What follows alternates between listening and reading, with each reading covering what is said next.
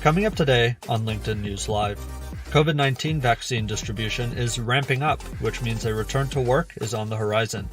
We speak with JPMorgan Vice Chairman Peter Scher about what to expect. Plus, just how severe has the big city exodus been this past year? We have LinkedIn exclusive data breaking it down. All of that coming up next.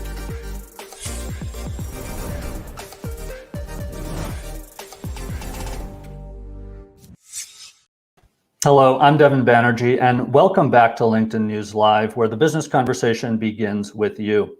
It's Thursday, March 18th. Let's take a quick look at the top headlines professionals are discussing today.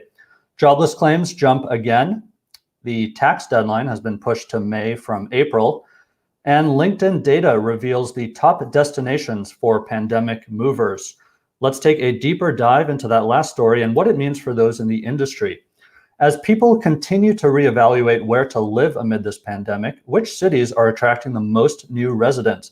A new analysis by LinkedIn's economic graph team reveals the 10 US metro areas experiencing the highest net gains.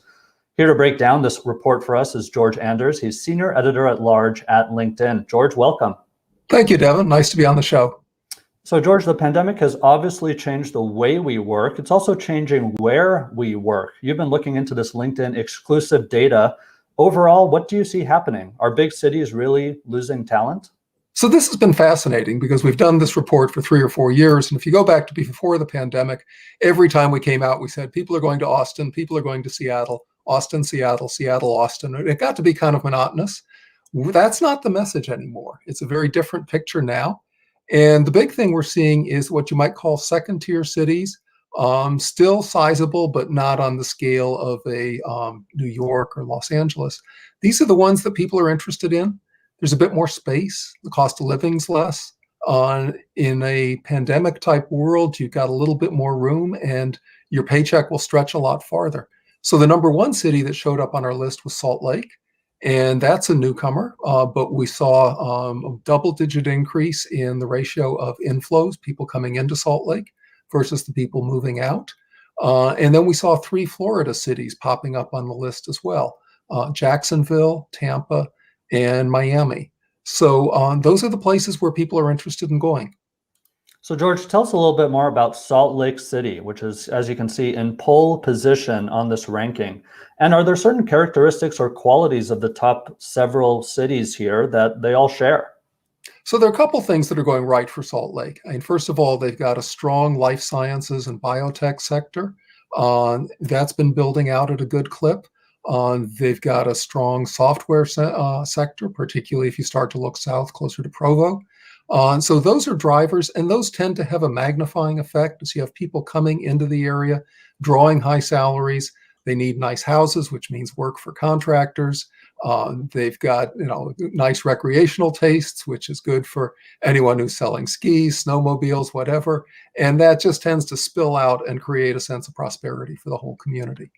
George, take us into the shoes of these professionals who are deciding to move. What factors are they looking for?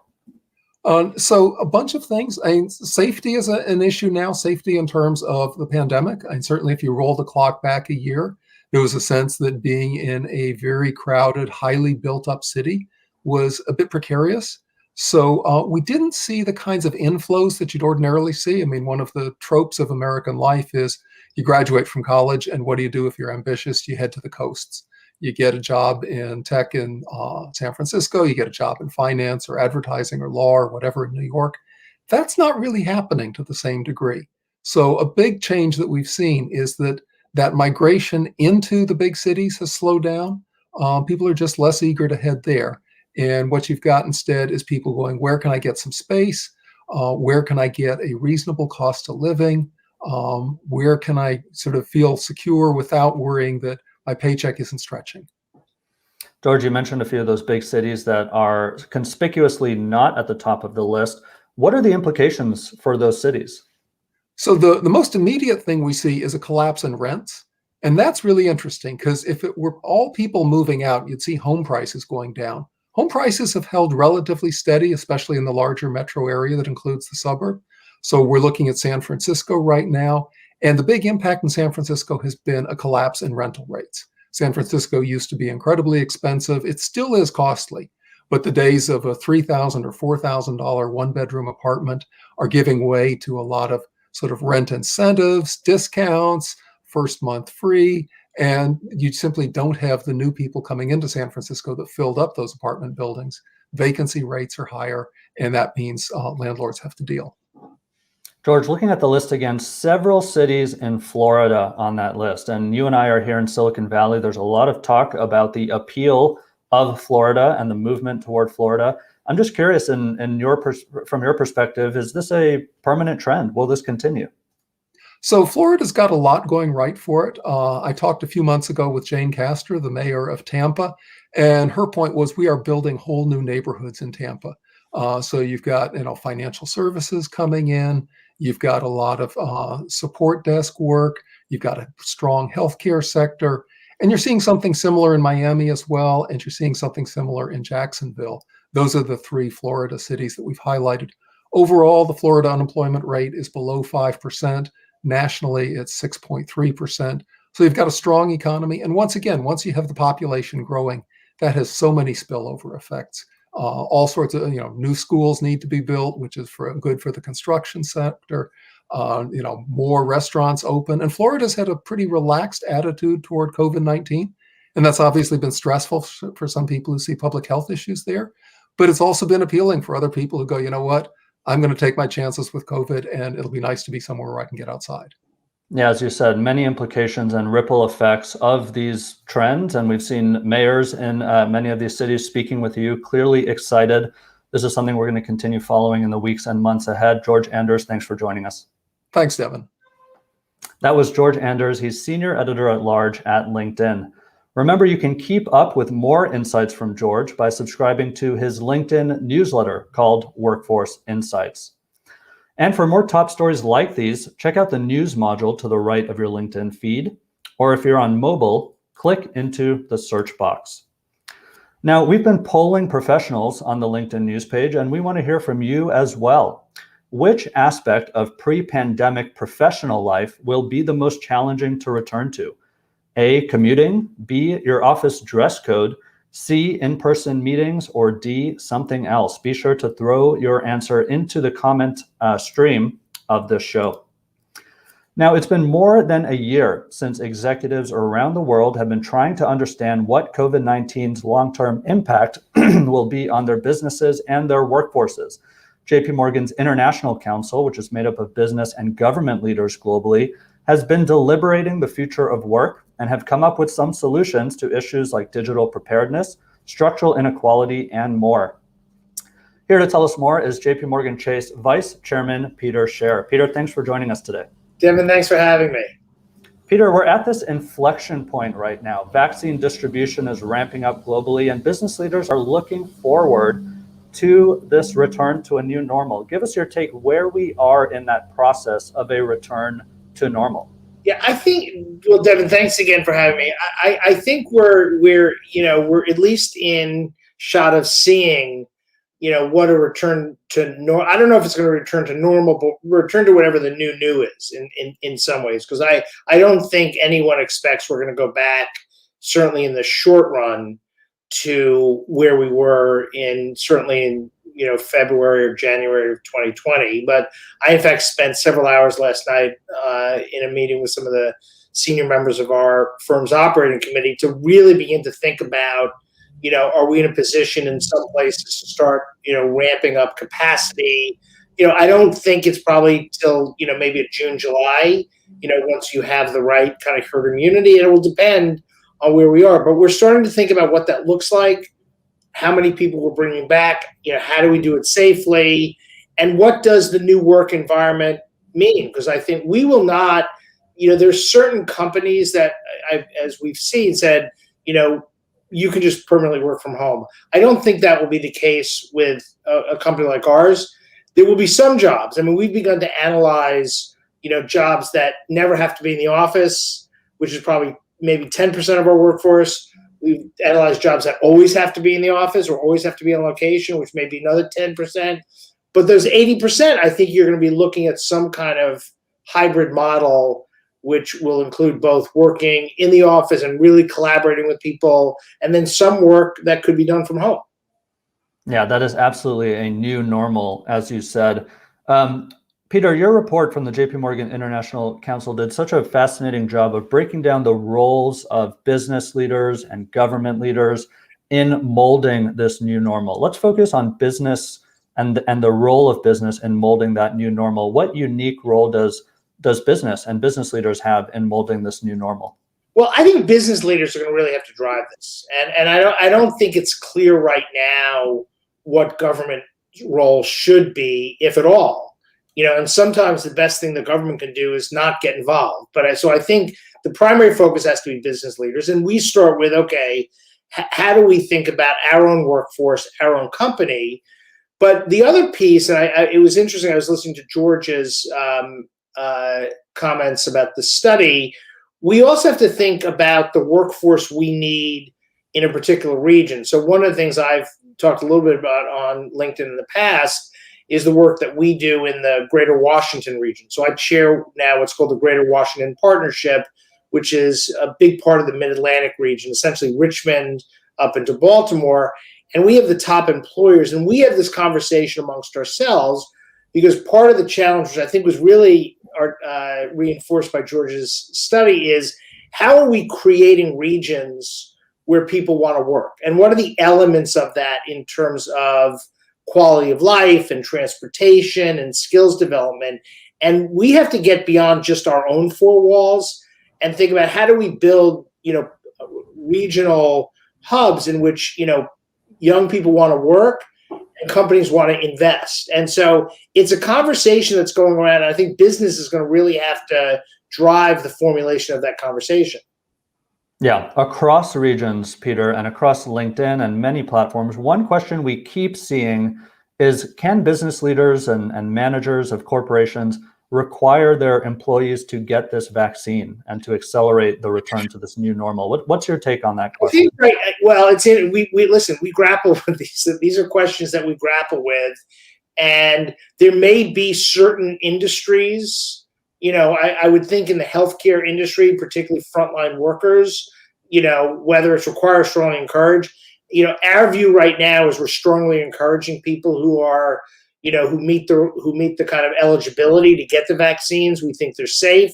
We think they're effective. We think they'll lead to a more secure and safe work environment. So we're certainly not at the point that we would require. And I think our hope is that we would not have to.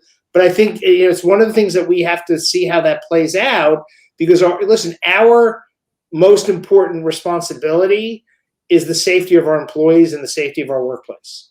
And I think the hope right now, and we see more leaders coming out encouraging people to get the vaccine. So I think we're hoping that will get us to the right place.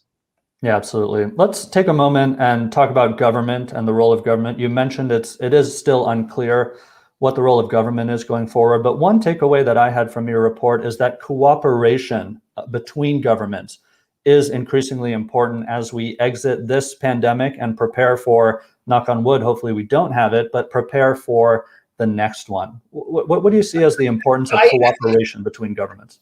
I think in many ways, and let me talk about the region I live in. So I live in Maryland. I work in the district. So we have, the Virginia, DC, and Maryland are a very integrated area.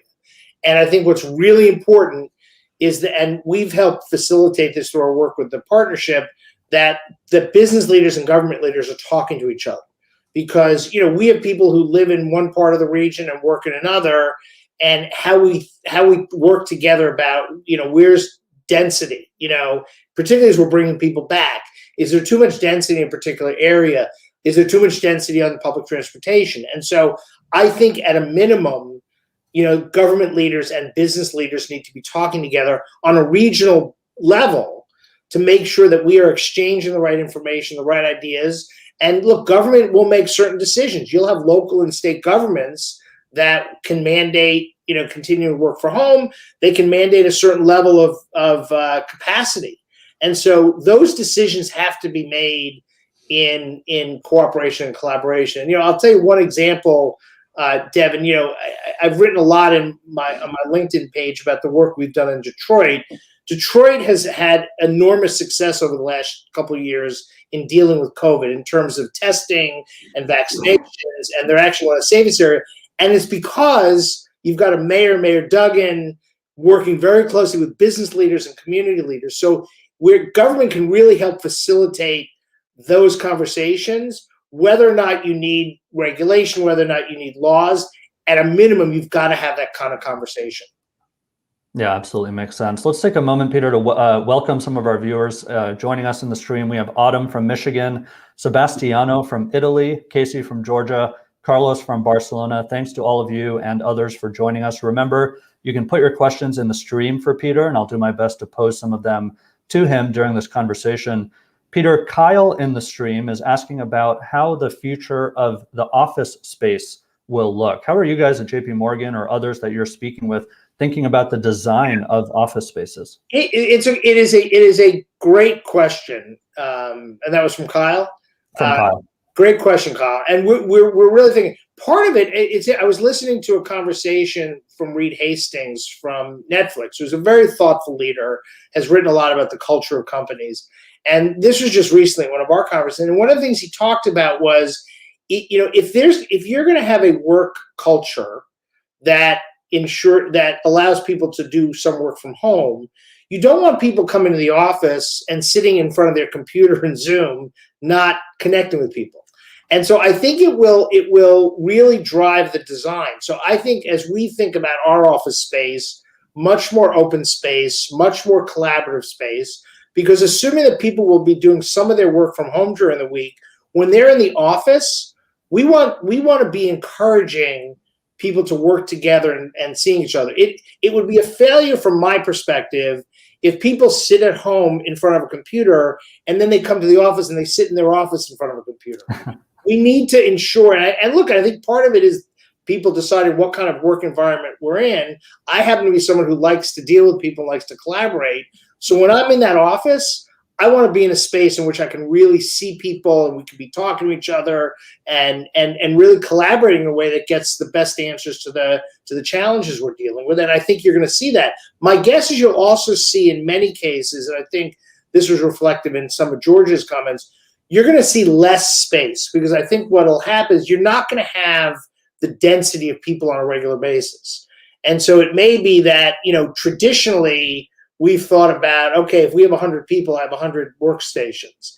I think right now, if you have 100 people, you might have 60 or 70 workstations, and it'll be more flexible. So one of the things we're looking at, we're moving into a new space in DC, is neighborhoods. So a particular group would have a neighborhood. So if you came to the office, you may not have the same desk every time, but you're not going to be on a different floor with different people. We want to encourage the type of collaboration and exchange that we think the work from office environment creates. Listen, it's going to be a work of art, and we're going to try things and we're going to test things, and we're going to have to try new things and test new things. Yeah, it's certainly going to be an art and it's not a science. You're absolutely right.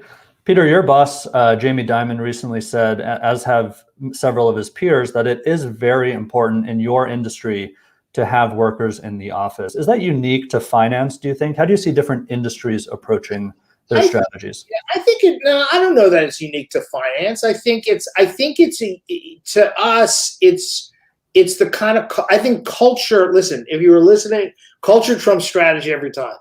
I think it's a question of what kind of culture you want to build in a company, and whether it's finance or technology or anything else. I think Jamie believes, and I believe, that long term, you cannot have the right culture if people are not directly engaging with each other.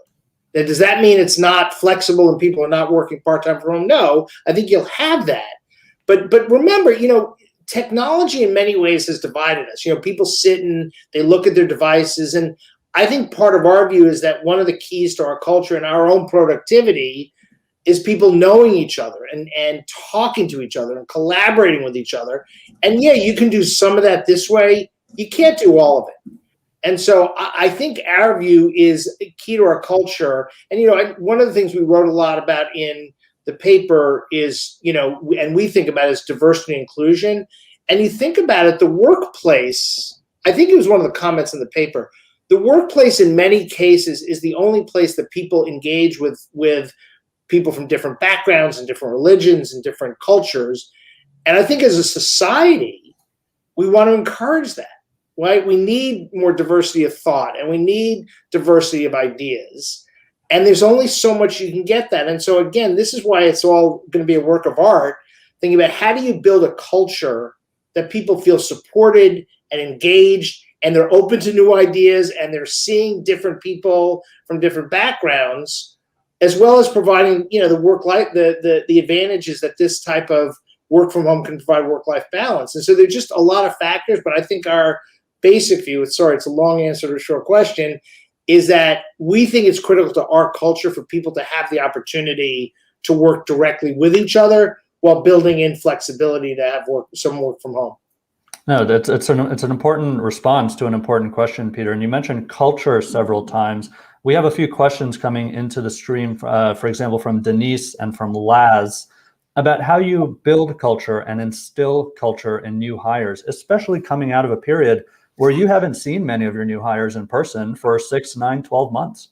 It's something I struggle with every day, because there are people I've met on Zoom who work for me who I've never met. And I think I think in many ways, COVID, not just COVID, but the impact of COVID on certain communities, as you think about what has happened in the United States with the killings of George Floyd and others, and the racial issues that have come to bear, I think all of these have driven conversations within our firm about the type of culture that people can feel like they can open up and they can talk about their fears and they can talk about their anxieties and they can talk about opportunities in a way that creates a culture of respect for differences and respect for ideas. And, if, I see up on the street tackling equality and inequity, I think you need the right culture to do that. Because you need, the fact is we are now over 150 years after the Civil War, and we're still struggling with race in this country. And we're seeing the violence against Asian Americans, and we're seeing what happened on Capitol Hill. There's still a lot of hate in the world. And I think if we are going to create the kind of culture in our society that respects differences and allows people to grow and become their best selves, the workplace is going to be a really important part of that dynamic. And we have to build, physically and emotionally in a way, a culture that allows people to grow and allows our society to grow in a more positive direction. In fact, in your 7-page report, Peter, I counted a dozen mentions of the words equality, equity, inequity, inequality. So clearly, the business and government leaders making up the International Council, it is so top of mind for them. Devin, if you think, I'm sorry, go ahead. Let me let you No, please go ahead. But if you think about, and I know we won't have time on this, if you think about every issue we dealt with in that International Council, whether it's the role of China in the world, it's the role of international institutions in the world, it's the future of work, what is driving the political and societal conversations right now is this inequality, is this disparity of opportunity. And it's not just a U.S. issue. You talked about there are people on from other countries. There's no place in the world you can go to now that access to affordable housing, access to job training and skills training for the right jobs, this division between the rich and poor. This is the defining issue of our time, I believe. And I think when you look at the lack of confidence that people have right now in international institutions, and you look at what happened in COVID, countries kind of going their own way, in part because people don't have confidence, we have to change the narrative on that. And we have to start by creating opportunities so people feel like the system is working for all of them. And because we can't disengage from the world. What we've seen by this, what happens in China or Europe has a direct effect what happens in the United States, what happens in the United States. And so we have got to get to a point in which people have confidence that the system is working for more people, not just a privileged few, number one. And the way you create that confidence, you create opportunity. That you create jobs and you create economic opportunity and you create affordable housing and you create a transportation system that can allow, in our region, Amazon is building its HQ too. One of the things I say all the time, I want a poor kid in Baltimore to believe they can grow up to aspire to that job in Northern Virginia. And that we have to create this. When you talk about systemic racism, we have systems in place that hold back opportunity, and we've got to turn it on its head. We have to create systems that create opportunity for people all over the country and all over the world. Well, Peter, so many important trends and developments to be watching. Folks tuning in can find more of that in the JPMorgan International Council's recent report. Peter, I want to thank you for your time with us today. Devin, enjoy the conversation, and really appreciate the work you guys are doing. Take care. That was Peter Scher, Vice Chairman at JPMorgan Chase. Now, we have been polling professionals on the LinkedIn news page, and the results are in. We asked which aspect of pre-pandemic professional life will be the most challenging to return to. A majority of you said commuting, 16% of you said your office dress codes, and almost a quarter of you said in-person meetings. Now, to participate in polls like that and to watch future episodes of this show, remember to follow the LinkedIn news page on LinkedIn. We'll be back with more LinkedIn News Live on Monday at noon Eastern Time. Don't forget to join us. I'm Devin Banerjee. Thank you for watching.